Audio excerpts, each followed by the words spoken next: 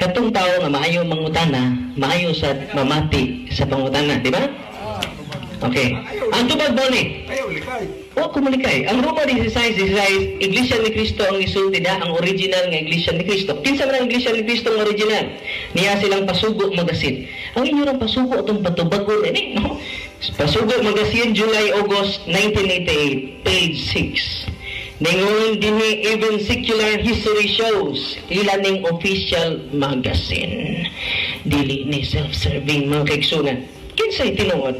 Even secular history shows another time link between the Catholic Church and the Apostles, leading to the conclusion that the true Church of Christ is the Catholic Church. Ilarang Pasugo Magasin, pinsan ng Iglesia ni Cristo diya, matod pa silang Pasugo Magasin, official magazine, that the true Church of Christ is the Catholic Church. Laing pangutana, natubag ang yanong pangutana.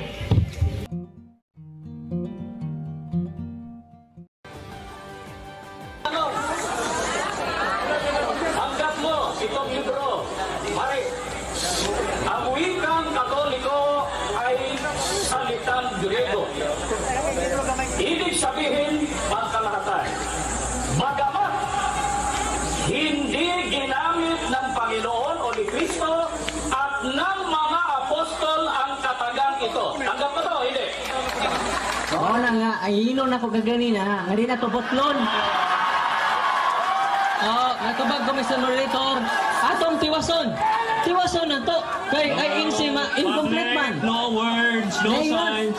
Ningon din bagabat, hindi ginamit ng Panginoon at ng mga apostoles. Di man i-period, kama man eh.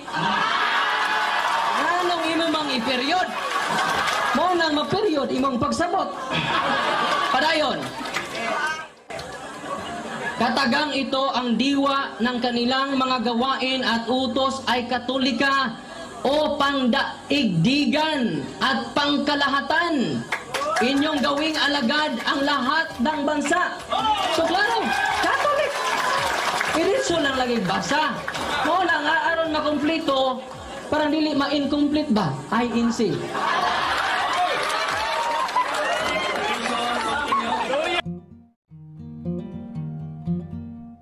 Welcome po mga kakuya, kung lingkod Jonathan TV Mix Vlogs po mga kakuya.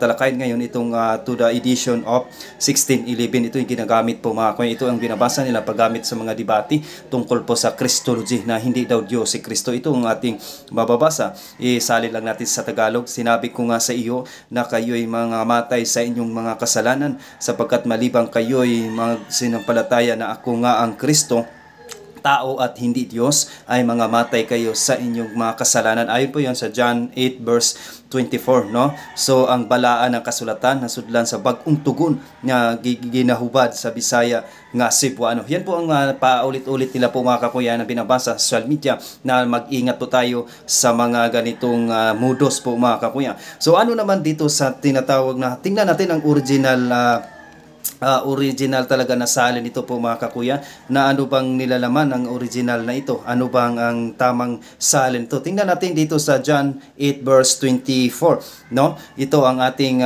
mababasa sa original na sa authorized version 1611. I said therefore unto you that you shall die in your sin, for if you believe not that I am He, she shall die in your sin. So therefore, wala po dito, walang dugtong. Ang sinabi lang dito, I am He. No? So tingnan naman natin sa Aramaic Bible po mga kakuya, na talagang ito ang salita ng ating Panginoong Hesus Kristo. Tingnan natin sa Aramaic translation, sapagkat ito ay original na salita ng ating Panginoon. Kung nagsasabi ba talaga dito ang version na ito na si Kristo ay hindi talaga daw Diyos. So babasa sa Aramaic Bible po mga kakuya, no? So sa John 8 verse 24, ito ang ating mababasa. I said to you that you shall die in your sins, unless for you shall believe that I am the living God, you shall die in your sins. So therefore po mga kuya, klaro-klaro pa sa sikat ng araw, ang talata na ito ay nagpapatunay talaga tunay na Diyos si Kristo. At marami pa tayong mababasa talaga sa Biblia. At tingnan din natin dito sa pulpit the Holy Peshitta Bible translated, I said to you that you shall die in your sin, for unless you shall believe that I am the living God, you shall die in your sin. So therefore po mga kakuya, na talagang ang kanilang ibang version ang ginagamit nila po mga kakuya, na talagang umuugnay sa kanilang doktrina, na talaga ang kanilang doktrina hindi talaga daw Diyos si Kristo. Pero sa ating nabasa po mga kakuya, klarong-klaro pa sikat ng araw, Diyos at tunay na Diyos talaga si Kristo po mga kakuya. God bless at ingat at magsuri talaga tayo palagi para hindi po tayo madinggoy sa iba't ibang uri at aral at tatag lamang ng isang tao. God bless. Morning po mga kakuya. So ating topic natin for today is about may mga pastora talaga. Ito yung part 2 natin kahapon po mga kakuya, na hindi na talaga kailangan ng religion daw po mga kakuya. Ayon po doon sa born again na pastora po mga kakuya. So hindi ba nila alam kung ano bang ibig sabihin ng religion po mga kakuya? Religion is sa English po mga kakuya, yan tinatawag na religion. For sa Latin, ito ay tinatawag na religare, na ang nangahulugan na itali muli o pag-ugnayin muli. Sa konteksto ng pananampalataya, religion ay tumutukoy sa ugnayan sa tao at sa Diyos, kung saan ang tao ay muling nagbabalik loob sa Diyos bilang kanyang lumikha at Panginoon. Sa malalim na kahulugan, ito ay ang pagsamba, pananampalataya at pagsunod ng tao sa Diyos, pati na rin ang pagsabuhay ng mga turo ng Diyos sa pang-araw-araw na buhay po mga kakuya. So tingnan man natin dito po mga kakuya, ano bang definition ng Merriam-Webster Dictionary na religion is the belief in the good or in the growth of gods, no? An organized system of belief, ceremonies and roles used to worship a god or the group of gods, no? An interest, belief or an activity that is very important to the person of group. So napakaganda, at ito ba hindi nila nasagawa po mga kakuya?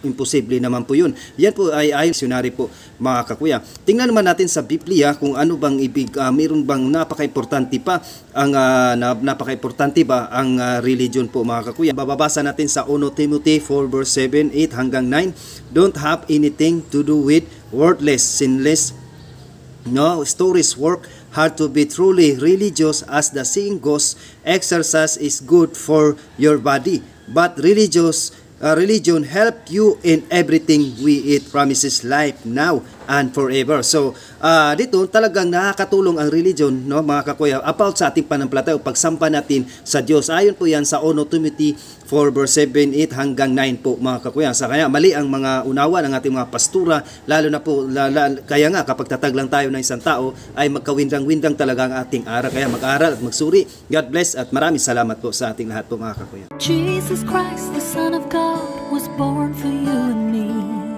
He came to bring the good news, from sin to set us free. The blind, the deaf, the lame, the poor, His power meant to see. He gave His life upon the cross, eternal life the key.